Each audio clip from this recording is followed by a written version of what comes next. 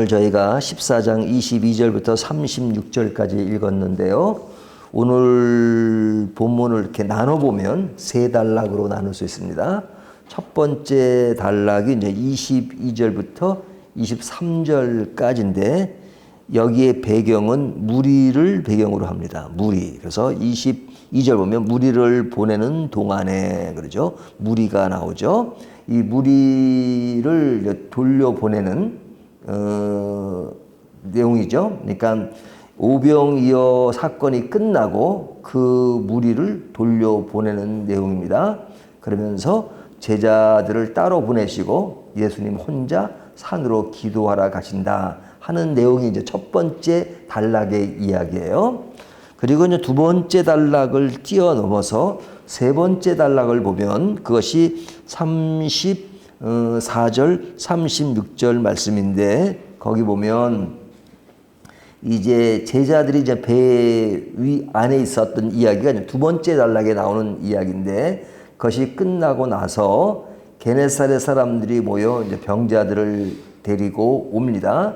그런데 그 병자를 고칠 때 예수님 옷자락에 손을 대는 것을 원할 때 그 손을 대는 자마다 병이 나았다 하는 그 내용이 이제 세 번째 단락입니다.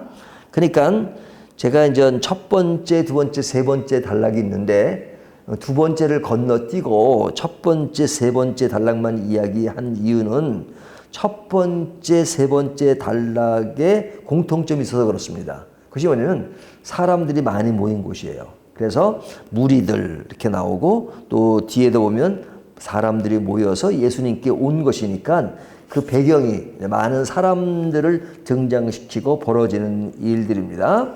하지만 이제 두 번째 단락에 있는 이야기, 그것은 그 중간에 있는 그 24절부터 32절까지 내용을 보면 이것은 무리들에 관한 사건이 아니고 이 배 안에서 제자들과 예수님이 있는 사건입니다.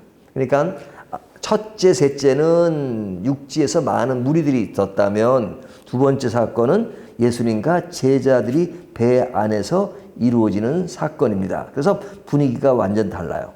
앞에 사건이 육지라면 둘째 단락은 호수, 바다입니다.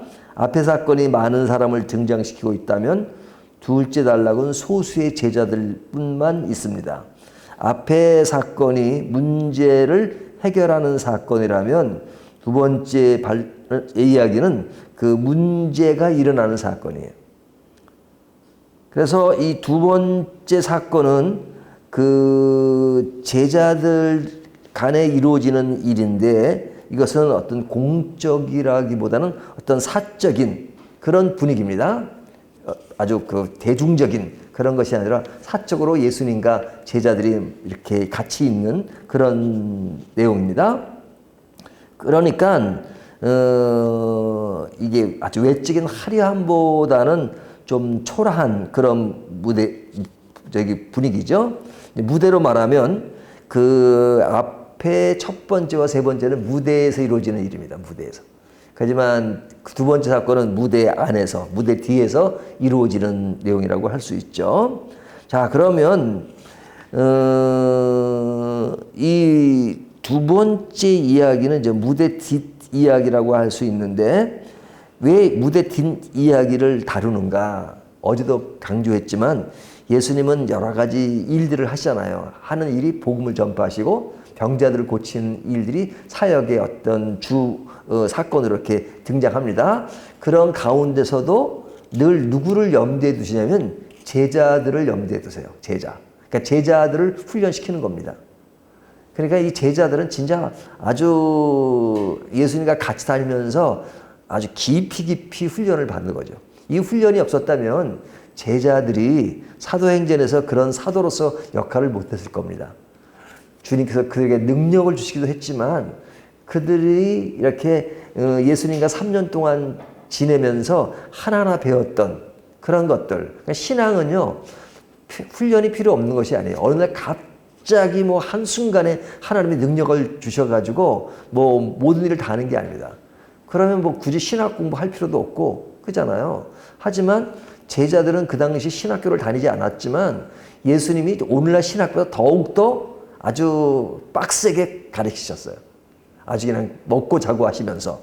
그러니까 예수님은 그들이 지금은 따라다니고 제자로서 있지만 예수님이 승천하신 이후에 제자들이 할 일들을 다 아시고 계셨기 때문에 그들이 그 사역을 위해서 예수님이 훈련을 염두에 두고 계셨습니다. 그러니까 오늘 본문에도 보면 첫 번째, 세 번째는 이렇게 무대 위에서 벌어지는 일이지만 그 두 번째 단락은 예수님이 제자들을 훈련시키기 위해서 사적인 분위기 속에서 이루어지는 겁니다. 그 사적인 분위기 속에서 이루어지는 일이 뭐냐? 23절을 보면요. 무리를 보내신 후에 기도하러 따로 산에 올라가시니라. 저물매 거기 혼자 계시더니. 자, 예수님이 어디로 가셨다고요? 무리를 보내신 후에 홀로 산으로 가셨다 그러죠. 산으로 가셨습니다. 홀로 가셨어요. 제자들을 데리고 간 게 아닙니다. 그럼 제자들은 어디로 보냈느냐? 24절에 보면요. 배가 이미 육지에서 술이나 떠나서 바람이 거스름으로 물결로 말미암아 고난을 당하더라. 누가? 제자들이. 그러니까 예수님은 산으로 가시고 제자들은 어디로 보낸 거예요? 배를 타고 보내신 거죠. 그러니까 예수님은 산으로 가시고 제자들은 호수로 간 겁니다. 이 이스라엘 백성들은 물이 귀하니까 호수라도 바다라고 얘기했어요. 자꾸 바다라고 하게 되는데요. 자, 그 예수님은 그 제자들과 떨어진 것이죠. 항상 같이 계시는 것이 아니라 가끔은 이렇게 떨어지십니다. 떨어지시면서 뭘 하게 하느냐? 제자들이 편하고 안락하고 너희가 좀 더 여기 있어라. 오늘날로 말하면 내가 어디든 갔다 올 테니까 너희는 이 호텔에 머물면서 조용히 그냥 호텔에 주는 밥이나 잘 먹고 그러는 게 아니고 그냥 어려운 가운데 외지로 내모시면 외지로. 에? 그러니까 그 외지로 가면 그냥 어려움을 당하는 거예요. 어려움을. 그러니까 제자들이 어떤 어려움을 당하는 그들 외지로 보내시고 예수님은 같이 있는 것이 아니고 그냥 떨어져 계십니다. 이때가 언제냐? 새벽이잖아요. 밤 사경에, 그죠? 이때는 새벽 한 3시부터 6시 정도를 말합니다. 로마식의 시간인데요. 자, 이렇게 아주 새벽에 아주 제자들이 그 컴컴하고 그리고 그 작은 배 안에서 호수를 지나가게 하십니다.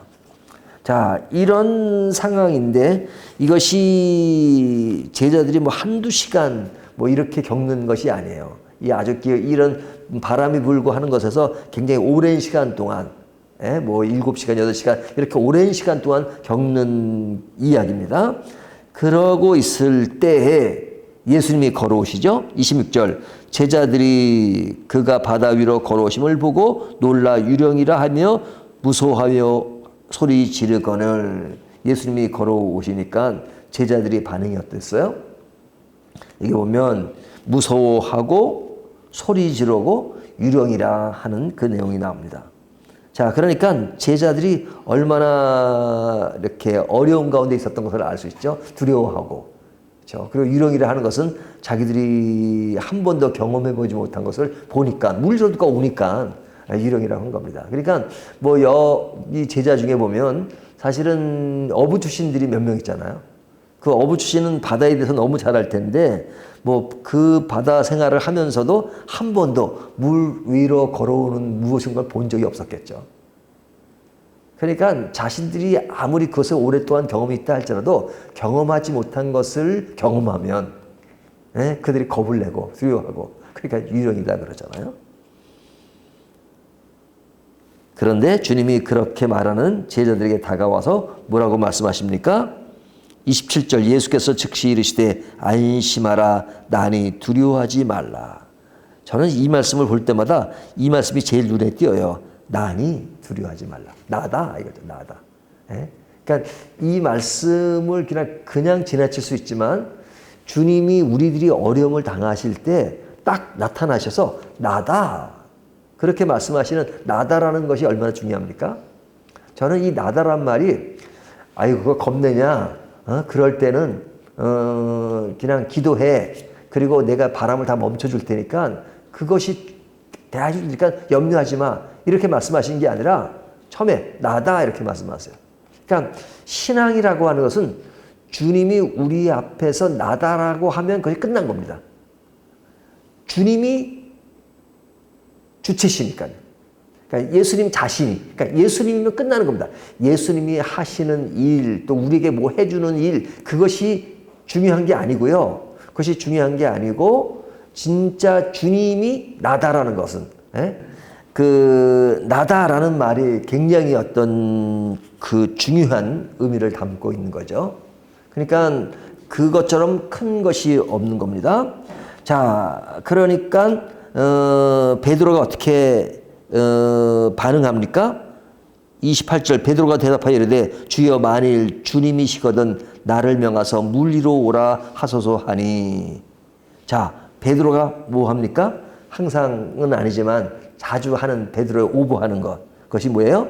나를 물 위로 걷게 하소서. 그러죠? 물 위로 걸으라고 합니다. 걷게 해달라고 합니다. 그래서 그러면 걸어라 하고 했는데 30절에 보면 바람을 보고 무서워 빠져가는지라 소리질러 이르시되 주여 나를 구원하소서 하니. 그래서 이제 베드로가 빠집니다.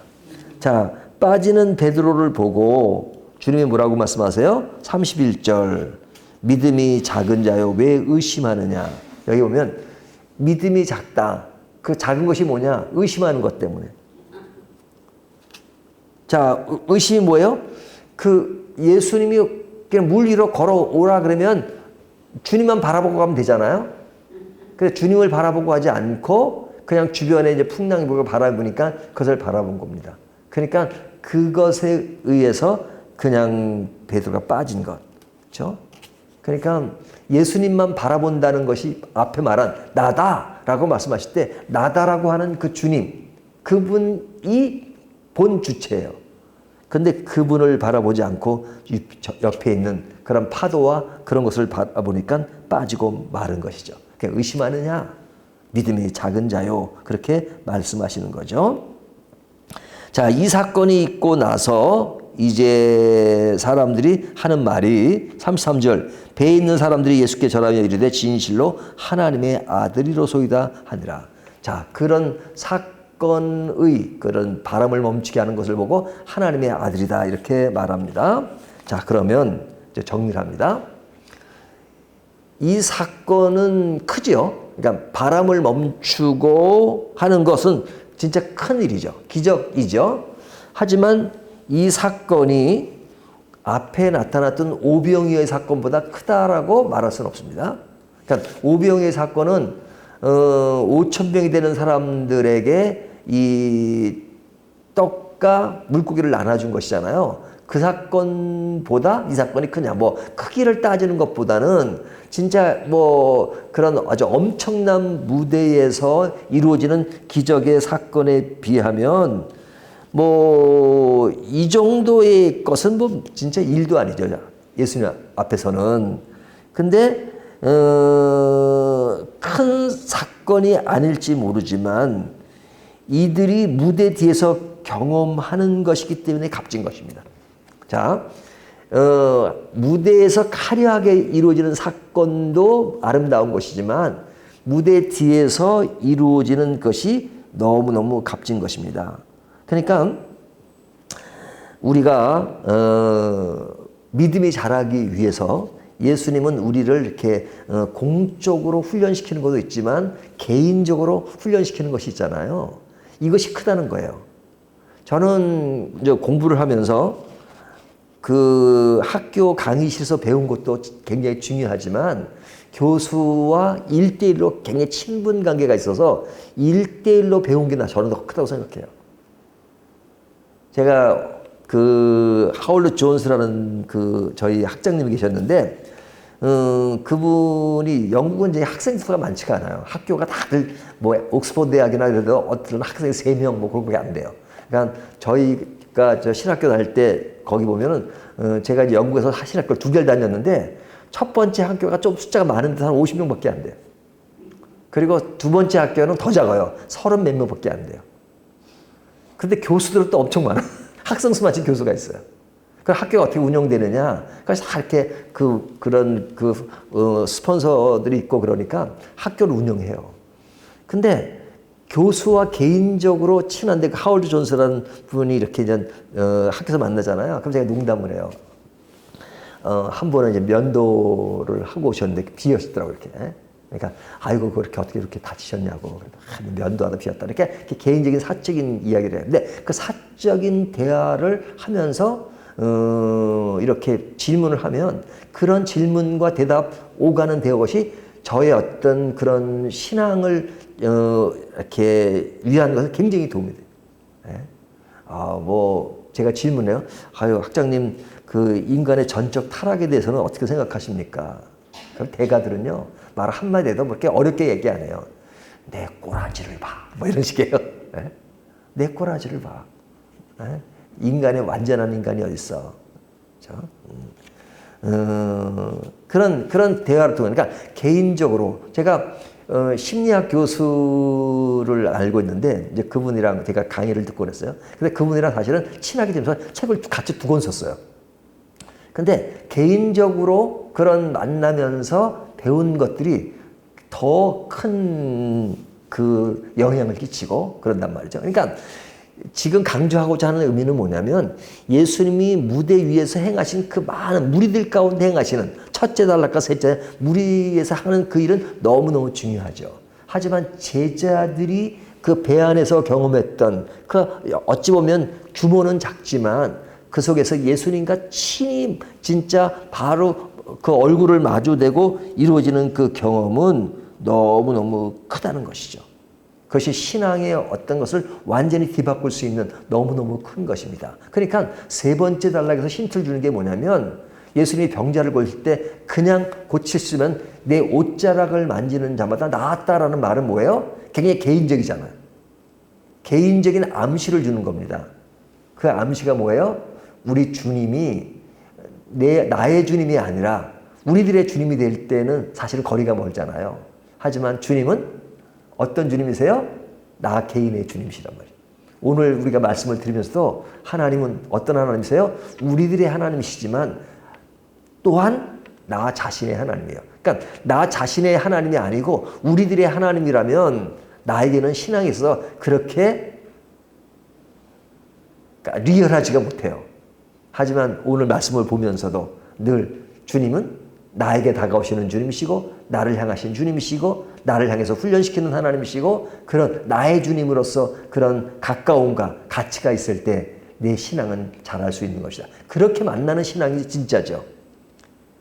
나의 하나님이 아니면 동떨어진 하나님, 그냥 남들이 믿는 그냥 막연한 하나님이라면 신앙에 익사이팅한 게 없어요. 그렇잖아요. 하나님을 진짜 앞에서 대화하듯이 그런 신앙이 되을 때 우리의 신앙이 막 자랄 수 있죠. 오늘 말씀을 가지고 무대 위에도 중요하지만 무대 뒤에서 예수님과 단둘이 이루어지는 그 신앙이 얼마나 중요한가 하는 것들을 오늘 말씀해 주고 있습니다. 이 말씀을 가지고 오늘도 나의 주님을 만나는 저와 여러분 되시기를 주님의 이름으로 축원합니다.